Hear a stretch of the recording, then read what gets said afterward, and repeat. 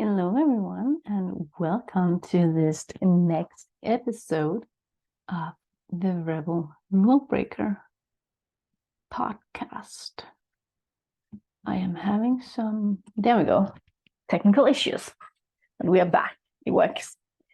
Okay, so today I want to share with you a little story, as well as talking about this whole aspects of how situations in our childhood can translate into a trauma point or a blockage point or whatever you want to call it, that can then affect your whole entire life. And this particular thing that I want to talk about with you today is around this wanting something. You know, when you want something, how does that feel in your body? If you think about wanting things, if you think about what do you want and how does it feel to verbalize what it is that you want? How does it feel when you speak up about what it is that you want? Because for me, what I noticed was I can speak about what I need. I could speak about what I need. No. Fair and square. I have what I need. I get what I need. Fair and square. Okay. But when I was then asked, and this actually was made entered my consciousness through the conversations with my partner, because he was like, what do you want to eat? And I was always blank. Always blank. I did not know what I wanted. And I kind of just thought that, well, that's just, how I work, because like when I'm home at my own place, I can't just, I don't get this, but I want this. Because then it's more like a need. I need this. It's different. But I didn't get these, I want this. I want this. It was always a need basis. So whenever he would ask me, I wasn't able to answer. I didn't know. I had zero clue. And then as I started to dive into it a little, I then came up, with the logical connections that, but at the dinner table at home, it was like, this is the food you can eat with what we have of food. And when you're now out grocery shopping, or even when I'm doing dinner now, it's never really like, what do I want? It's like, okay, I have this available to me. What can I make of this? What do I want to make? Not what do I want to eat, what do I want to have, but what can I make of this? So I kind of made the connection. Well, that's just it. Like, if just give me some options and then I'll choose, because I can do that. But I got curious. I got really curious, because I noticed that if I shifted it around to be, instead of like, what do you want? Instead, if it was, what do you desire? Then it was a whole different game, you guys. A whole different game. I could all of a sudden speak about, I desire to try this restaurant again. I so desire to taste your gorgeous quesadillas again. I love them. Can we go this? I imagine if we did that. Oh my God, that sounds so exciting. Then it was a whole different game. I could speak about it. I could feel that there was stuff there. Okay, so I got curious. And then as I moved through the layers and dug in deep, I really noticed that whenever I felt into, I want something, Even if I just said, I have what I want. Whenever I would say the word want, my whole entire body would get this feeling. It would completely internalize everything, and I would cringe on the inside. Completely. There was no happy feeling, no excitement, no nothing. It was just, and I got scared. And when I get scared, I get curious. Because fear and love are the two core emotions. And when it's not love, it's fear. So I got curious, even more curious, and I started to dig. And what came to me when I really dug in deep, and I mean really dug in deep, was, and now we go into the story time, like the real story time. When my parents separated, and I remember this very clearly, so clearly. Me and my sister were sitting in a chair or a couch, whatever.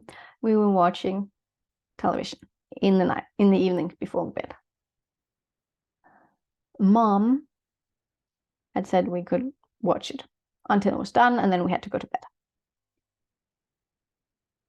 And then I don't know what had happened. I don't know anything about that. But then Dad came, turned it off, and proclaimed, off to bed. Now, usually when my dad would proclaim something, I would do it. But this time, I didn't. I went to my mom.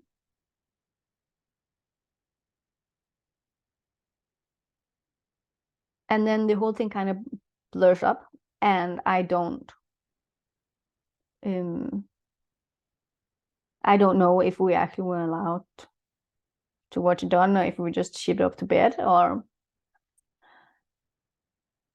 but it ends up with me and my sister being dragged out of bed that same day, tucked in the car, and then we left.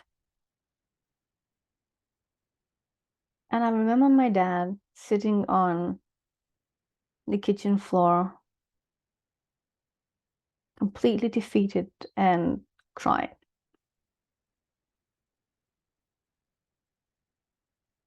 So I had made the connection that when I want something, I break up my family. That was the belief that I was carrying around. So you can see, if we translate that into adulthood, and my man then would ask me, what do you want? And while me having that core belief, me wanting something breaks up my family. If I would then speak up what I want, would break up the family. That was my belief. And remember, guys, this is completely subconscious, because I wasn't aware of it. I just knew in the moment, whenever he would ask me, I felt nothing. There was nothing I wanted, nothing. Because nothing matters more. Nothing was worth the value to risk breaking up the family. But now, when I found that belief, when I found that rule that I had set up in my mind, that that's how it works, and I was able to go in release it, change it, shift it. I can speak about what I want. I don't feel this anymore. When I talk about it, think about it, what I want. I can feel what I want. Because the rule, the A to B connection, the neural pathway in my mind has been chopped off. It's deleted. It does not exist anymore. That A does not equal B in that. And that's the work that we do. That's the work that I do. We go in and we find those fucking rules that you have set up to keep yourself safe. Because let's admit it, it was a rule to keep me safe. I wanted my family. I loved my family. And if I would speak up about what I need, but then they broke up. It broke up when I said what I wanted. So that if I would continue to do that, I would just keep breaking families apart. That's not what I wanted. No. So I shut down. So it kept me safe. But safe doesn't always well equal striving in these circumstances. You're safe when your needs are met. You're safe when your actual physical needs are met. Anything else than that, if we don't feel safe, it's rules, ancestral lineage, their rules, their shit, their gunk that we take in as our own. And we gotta be able to find that. Because it's in finding that gunk, it's in finding that shit, clearing that out, changing the whole entire dynamic system of our bodies, of the cellular structures, of the imprinted memories, of the coding of everything that we believe. That's when change happens. That's when the shift happens. That's when you become different. That's when you become who you really are and not who you are underneath the lid. Because you're not meant to live your life under a lid, sorry. Remove that fucking lid and let your light and your fucking divinity and your beauty shine through. Because other than that, otherwise, you're not really living. You're just existing. And do you want to live or do you want to exist? The choice is really yours.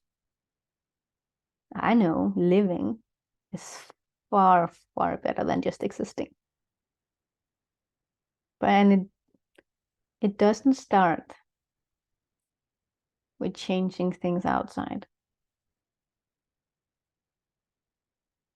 It starts with changing things in here. Changing who you are, who you think you are. Because that who is not really who you are. But I've made an episode about that earlier. On that note, my lovely people, thank you so much for being here, and I'll see you in the next episode. Bye-bye.